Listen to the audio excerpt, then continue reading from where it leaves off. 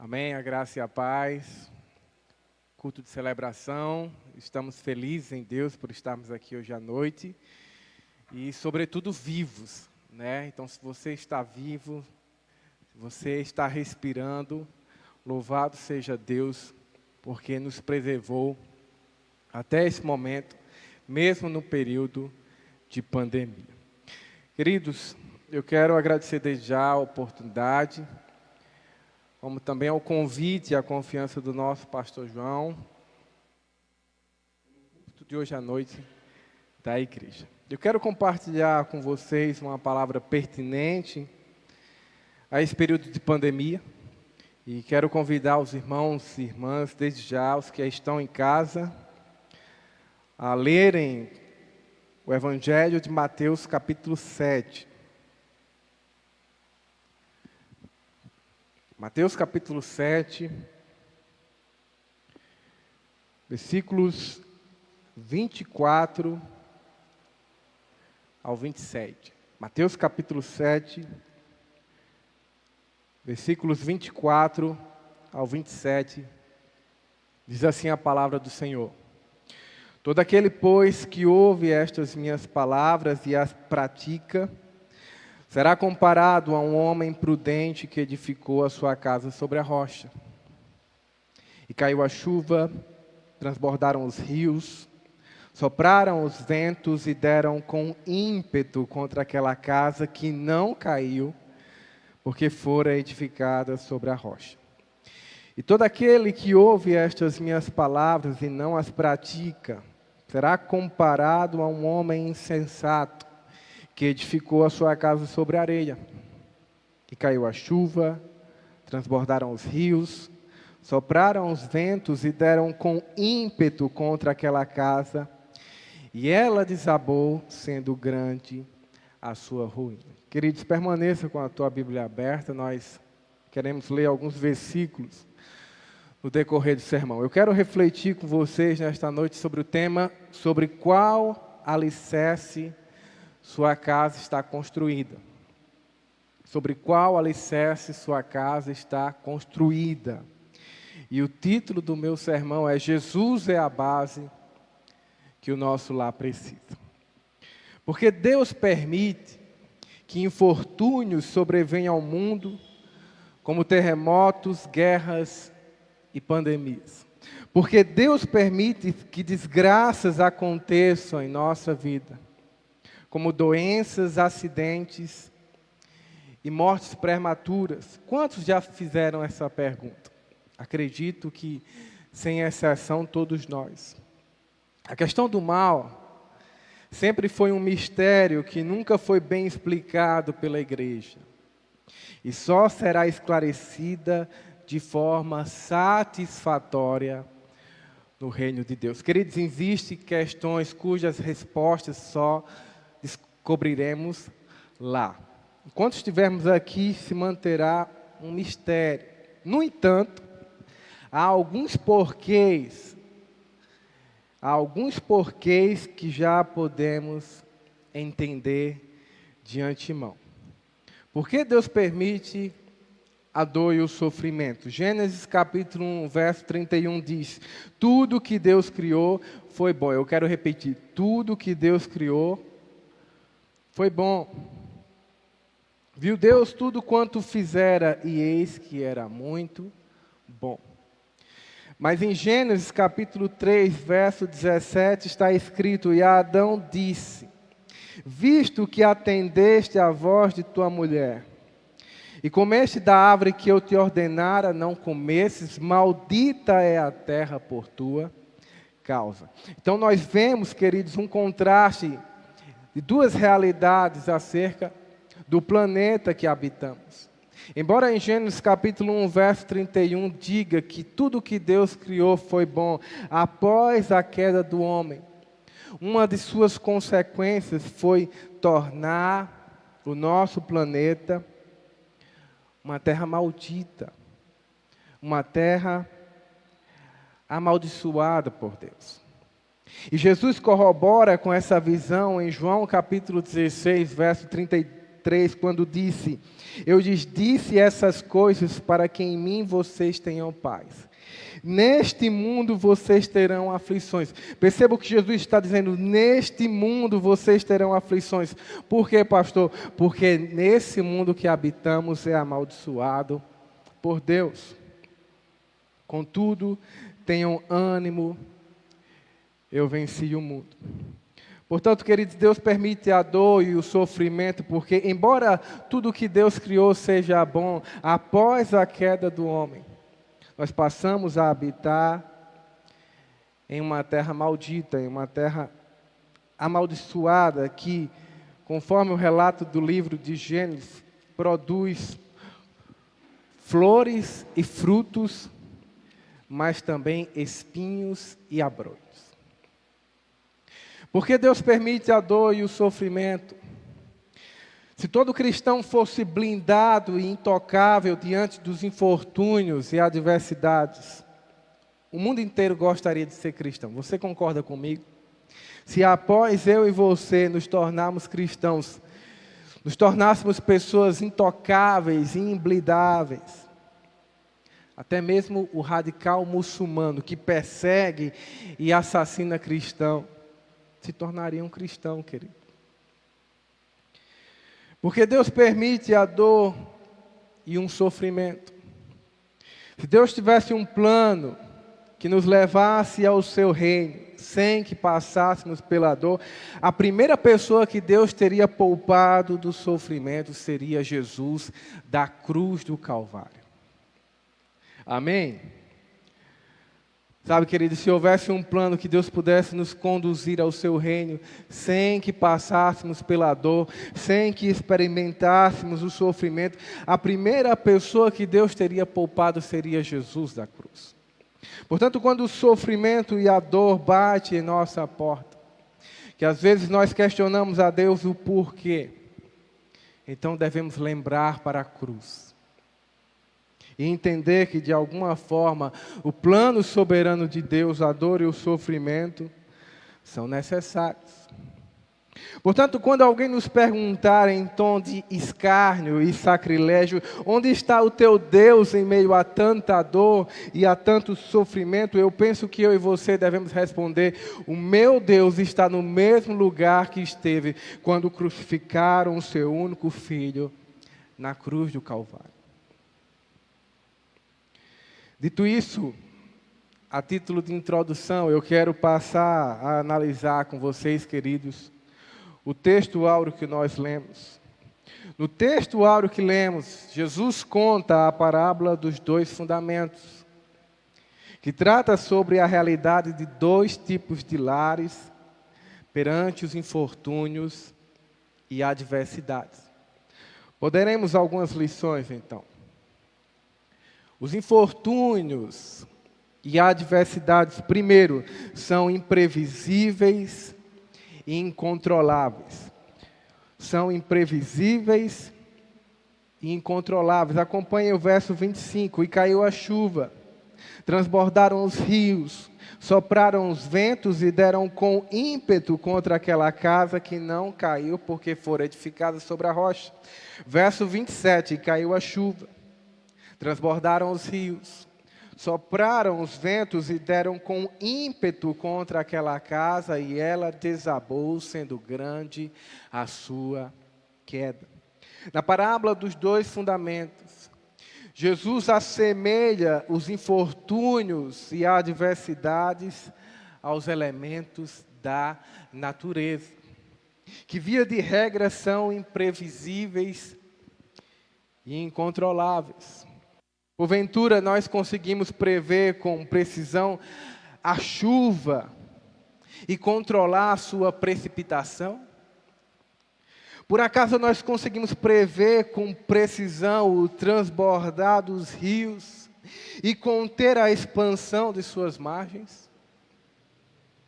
Acaso nós conseguimos prever com precisão a direção do vento e manobrar o seu sopro?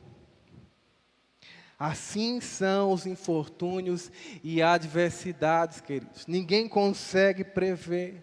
ninguém consegue controlar, são inesperados e incontidos, podendo sobrevir a nós e ao nosso lar a qualquer momento.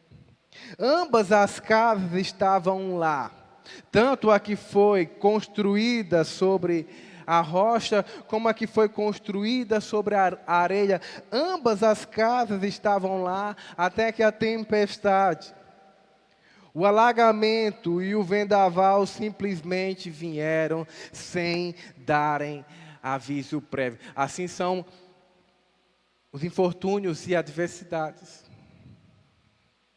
Se eu perguntasse aqui, quantos já passaram por crises em sua história pessoal, que nunca esperou e que sentiu que sempre foi maior que você? Eu sei que inúmeras pessoas levantariam as mãos, eu sei que inúmeras pessoas postariam aí nos comentários, porque, queridos, assim são os infortúnios e adversidades. Ninguém prevê e ninguém controla. São semelhantes aos elementos da natureza. Segundo, os infortúnios e adversidades sobrevêm aos cristãos e pagãos. Os infortúnios e adversidades sobrevêm aos cristãos e pagãos, conforme o verso 24 e 26. Todo aquele, pois, que ouve estas minhas palavras e as pratica, será comparado a um homem prudente que edificou a sua casa sobre a rocha. Verso 26. E todo aquele que ouve estas minhas palavras e não as pratica, será comparado a um homem insensato que edificou a sua casa sobre a areia. Tanto faz se eu e você somos piedosos ou ímpios, crentes ou incrédulos, religiosos ou ateus. Na parábola dos dois fundamentos, Jesus deixou bastante claro que os infortúnios e adversidades sobrevirão tanto à casa edificada sobre a rocha, como à casa construída sobre a areia. E soma-se a isso, queridos, o fato de a bondade de Deus também ser manifesta sobre bons e maus. Mateus capítulo 5, verso 45, diz assim a palavra do Senhor: para que vos torneis filhos do vosso Pai Celeste, porque Ele faz nascer o seu sol sobre maus e bons, e vi chuvas sobre justos e injustos. Veja o que Jesus está dizendo aqui, que a calamidade, além de sobrevir aos cristãos e pagãos, a bondade de Deus também se manifesta aos pagãos e cristãos.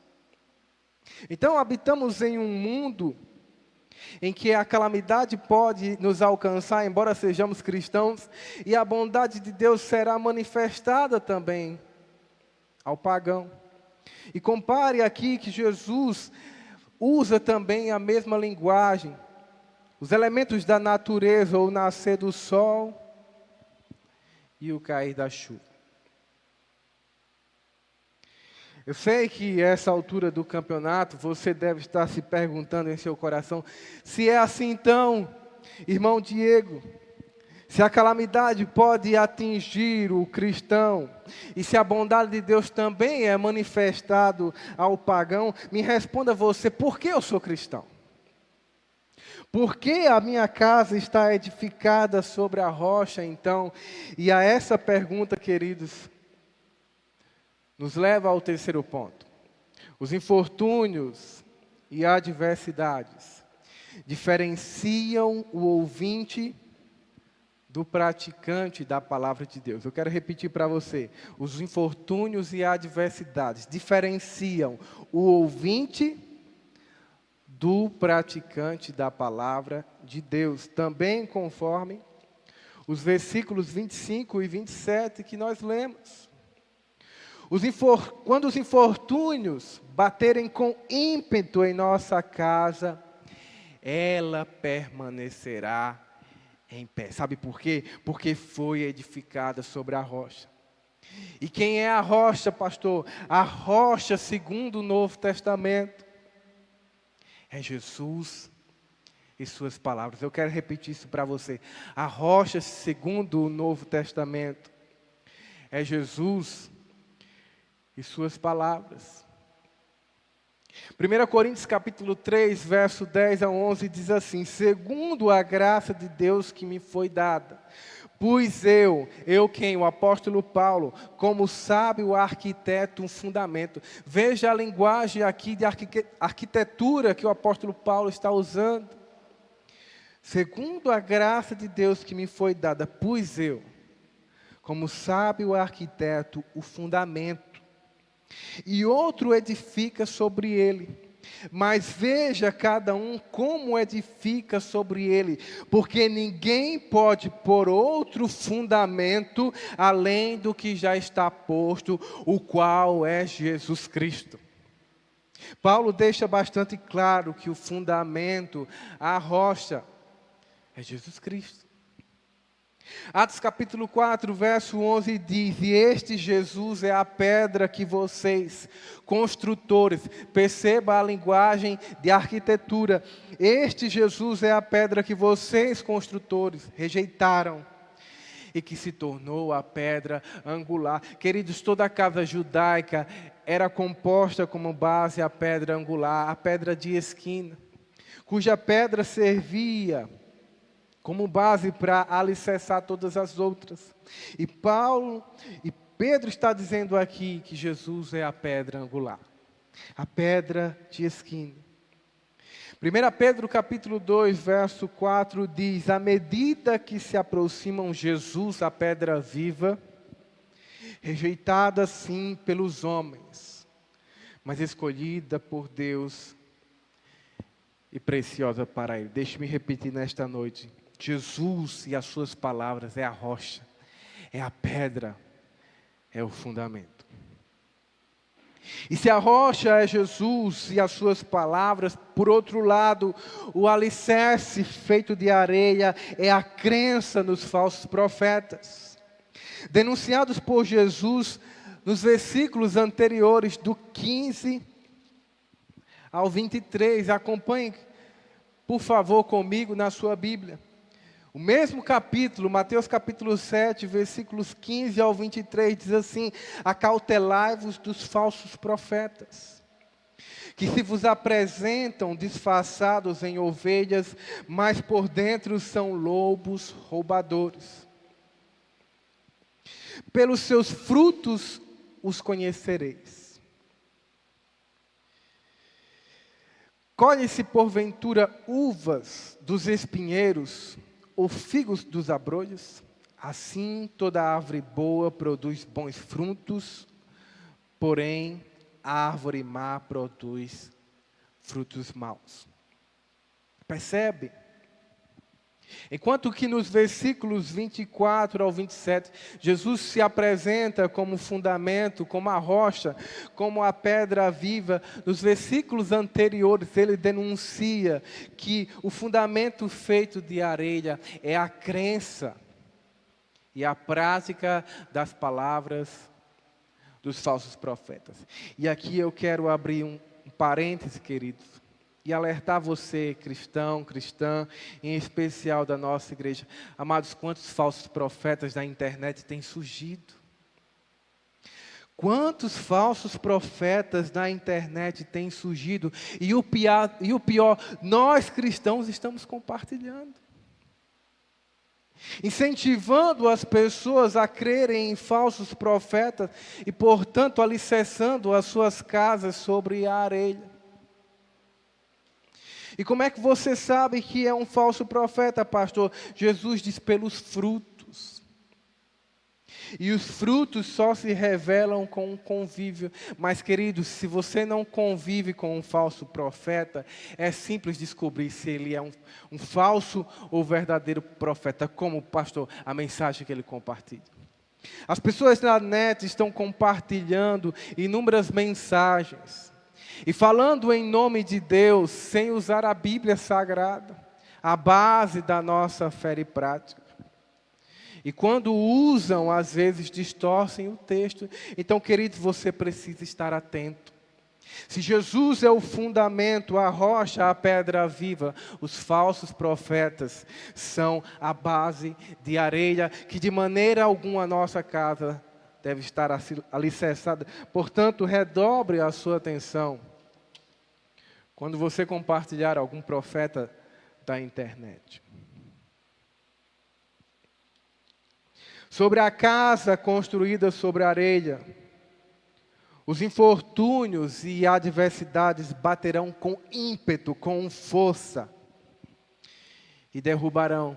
E diz o texto em questão, nas palavras de Jesus, será grande a sua queda. Sabe, queridos, aqueles que alicerçam o seu lar, a sua família, no falso profeta e na sua pregação, quando surgir as adversidades e os infortúnios, essa casa cairá.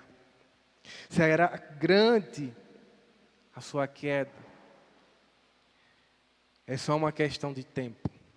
Mas aqueles que permanecem em Jesus e nas suas palavras, permanecerá em pé.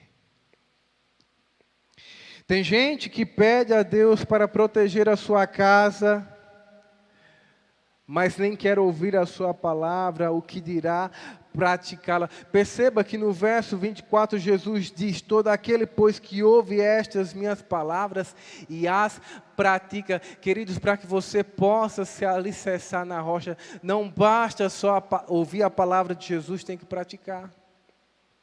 Tem que praticar. E às vezes as pessoas estão pedindo oração por aí fora, ao pastor, ao presbítero, ao diácono, ao irmão. Eu peço oração, ore por minha casa, ore por minha família. Que Deus me proteja dessa pandemia, que Deus me proteja perante os vendavais, perante os alagamentos, perante as chuvas. Mas, querido, Jesus deixa bastante claro que a casa permanecerá em pé, sim, com oração, mas antes disso você precisa ouvir a palavra do Senhor e praticá-la. Não basta só ser um simpatizante da fé, você tem que assumir um compromisso.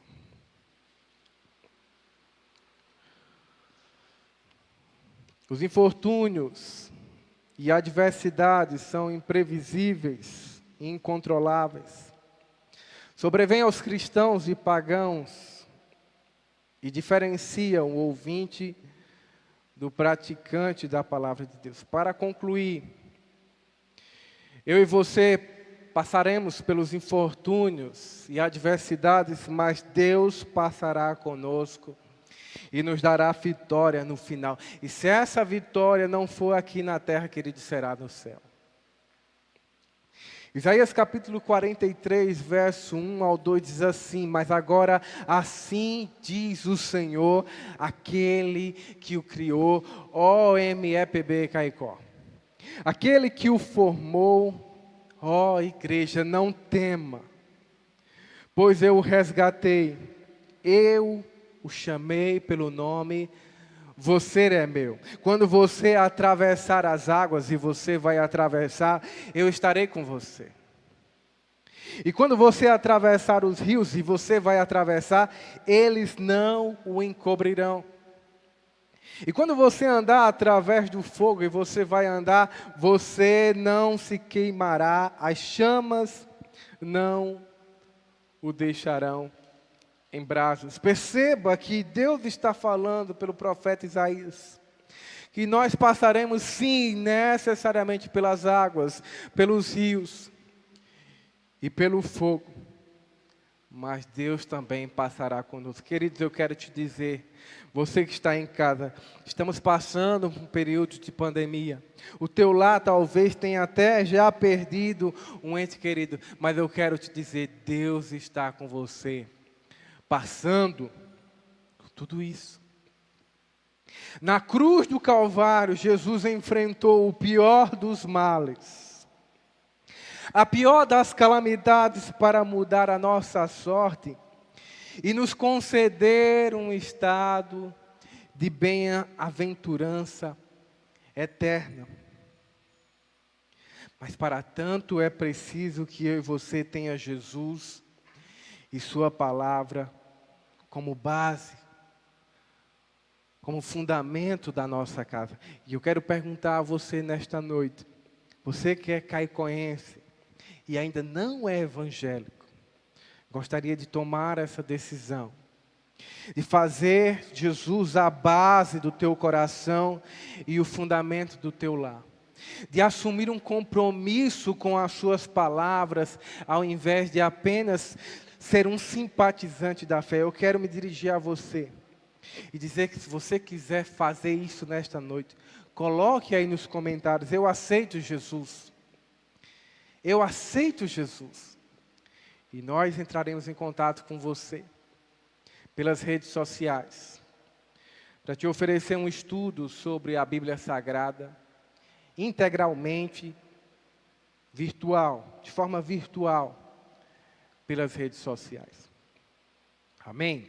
Então vamos louvar ao Senhor, e logo após estaremos fazendo uma oração, em nome de Jesus.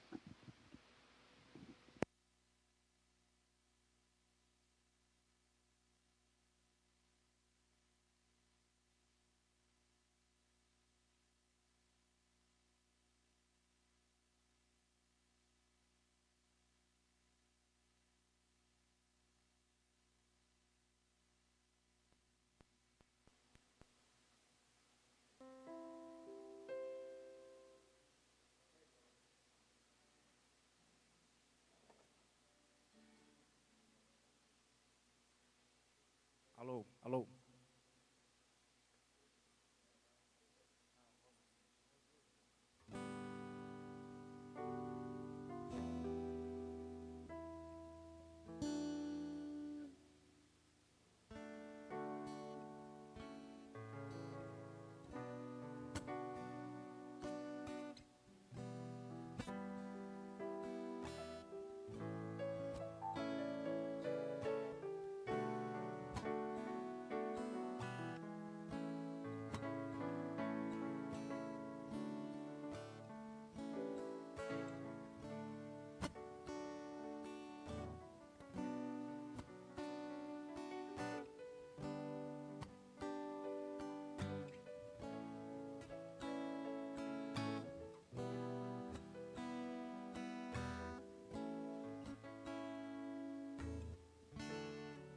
Amém, glória a Deus.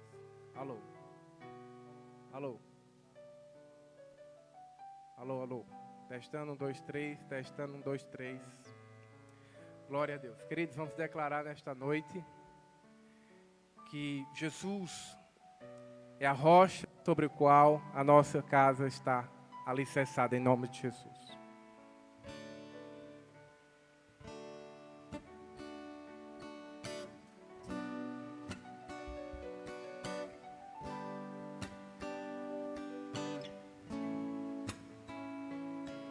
Bem-aventurado aquele que teme ao Senhor e confia perpetuamente em seu poder,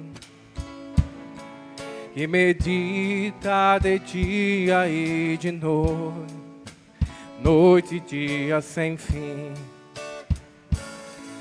Sua casa é edificada sobre a rocha, não existe vendaval para destruir. E a família que habita dentro dela, no Senhor espera. Espera no Senhor sem desistir, na certeza que Ele não falha.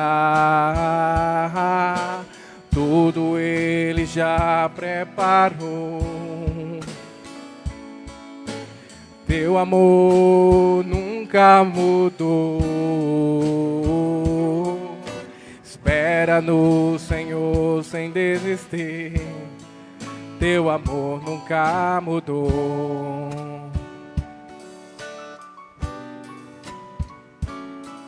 Sua casa edificada sobre a rocha. Não existe vendaval para destruir. E a família que habita dentro dela, no Senhor espera. Espera no Senhor sem desistir, na certeza que Ele não falha. Tudo Ele já preparou. Teu amor nunca mudou. Espera no Senhor sem desistir. Teu amor nunca mudou.